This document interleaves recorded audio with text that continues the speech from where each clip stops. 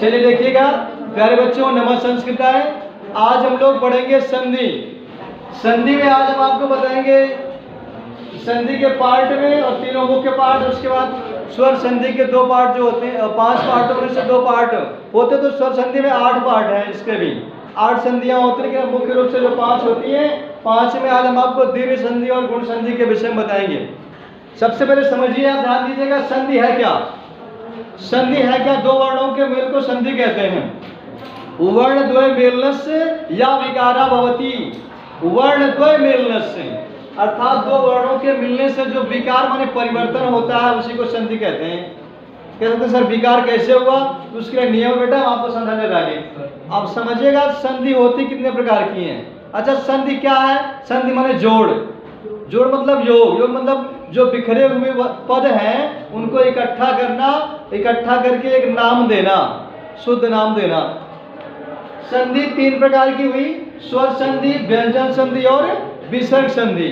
स्वर, व्यंजन और विसर्ग। अब इसी क्रम में आपका स्वर संधि में दीर्घ संधि और गुण संधि आपको समझना है। ध्यान दीजिएगा, सूत्र दीर्घ संधि, दीर्घ पढ़ने से ही लग रहा है कि दीर्घ माने बड़ा होता है ना। लघु माने छोटा, दीर्घ माने बड़ा। तो सूत्र है अका सवर्णे दीर्घा। अका सवर्णे दीर्घा। अका मतलब अक प्रत्याहार। आप कहेंगे सर प्रत्याहार क्या है?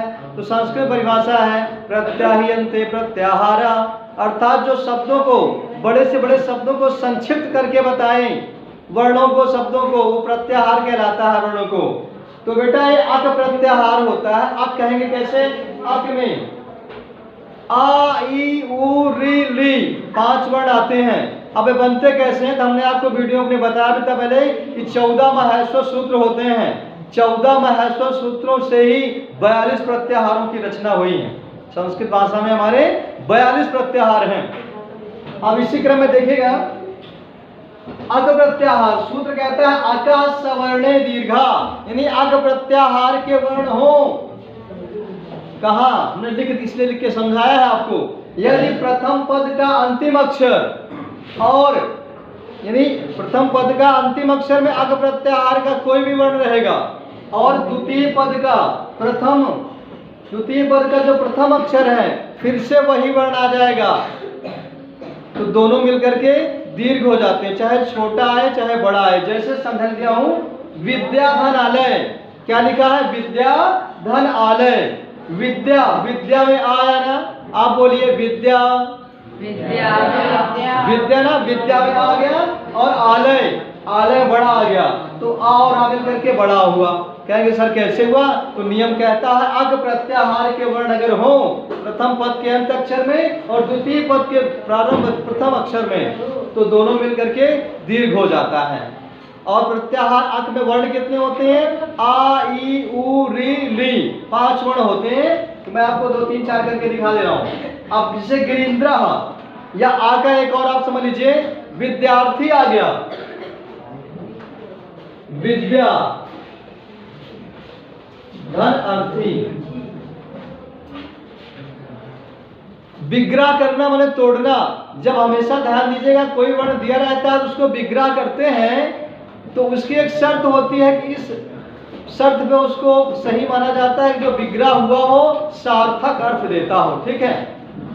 अब आप यहाँ आर्थी भी कर सकते थे, गलत नहीं माना जाए, क्योंकि आर्थी माने के लिए, अर्थी माने एक अर्थी का 2 अर्थ होता है।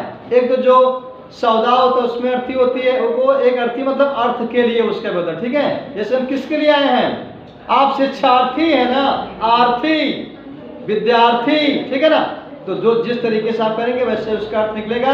इसलिए कहते हैं ना कि जितना आप जैसे वर्णों का, शब्दों का प्रयोग करेंगे वैसे उसका अर्थ होता है, समझिएगा। तो ऐसे यहाँ भी आया और यहाँ आया, आ में करके बड़ा, तो इसका सिद्ध कर दे रहे हैं, सिद्ध कर दे रहा हूं आपके सामने। आ आया है, बड़ा हो जाएगा। बड़ा क्यों होगा? क्योंकि नियम कहता है दीर्घ हो जाए। देखिएगा, विद्या, ठीक है ना, ए आ दोनों मैचिंग करके, तो 2 हो करके केवल इतना बचता है, बस विद्यार्थी। ठीक है। ऐसे ही अब ई आया, शब्द है विच्छेद लिखा, शब्द है गिरीन्द्र, गिरीन्द्रः, इसको तोड़ेंगे गिरि धन इंद्रः, गिरि धन इंद्रः, गिरि में ही आया और इंद्रा का ही आया, दोनों मिलकर के बड़ा ही बन गया, बन गया गिरिंद्रा। ठीक है ना, है कि नहीं? ही बड़ी, ठीक है। ये इस तरीके से रहा आपका दीर्घ संधि। अब गुण संधि देखिए, सूत्र है आद्गुणा। आद्गुणा मतलब यदि आ आता है, प्रथम पद के अंताक्षर में आ आए और उसके बाद ई आए तो आई मिलके ए हो जाए, उ आए तो आ मिलके ओ हो जाए, और री आए आर मिलके अर हो जाए। कैसे हो जाएगा मैं समझा रहा हूं, उदाहरण लिखा हूं। गणेशः, एक शब्द है गणेश। जो लोग सनातन धर्म को मानते हैं, हिंदू, वो गणेश की पूजा करते हैं। गण लिखा है ना, गण धन ईसा, गण मतलब देवता, ईश माने इष्ट या ईश्वर कह सकते हैं, तो गणेशा शुद्ध हो जाएगा। इसमें का गा में आ नहीं आ रहा ना, गण कहिए, गण कहिए, गण ड़ा में आ रहा ना, तो गण आ मिल करके ए, तो गण। देखिए ग अब ई, इसमें का आ गायब हुआ, इसमें का ई गायब, दोनों मैच करके ए हो जाएगा। और इसका अपने पास पहले से लिखा ही है गणेशा, कोई दिक्कत? ऐसे सूर्योदय, सूर्य धन उदय, सूर्य या में आया और इधर उ, आ मिल के ओ बन गया सूर्योदय। ऐसे महर्षि, महा और री मिल करके अर, महर्षि। अर शो नहीं करता है लेकिन वो उच्चारण में आता है, बोलिए महर्षि। तो इस तरीके से आपका ये स्वर संधि के 8 में से 2 पार्ट हो गए आपके। मुख्य रूप से आपके सिलेबस में स्वर संधि दी गई है, जिसके 5 पार्ट में से ये 2 पार्ट हमने आपको बताए। ठीक है, बाकी आपको हमने कारक भी पढ़ाया है, बाकायदे समझाया है, तो आपको वीडियो हमारी यूट्यूब पे मिल जाएगी। धन्यवाद। नमः संस्कृताय।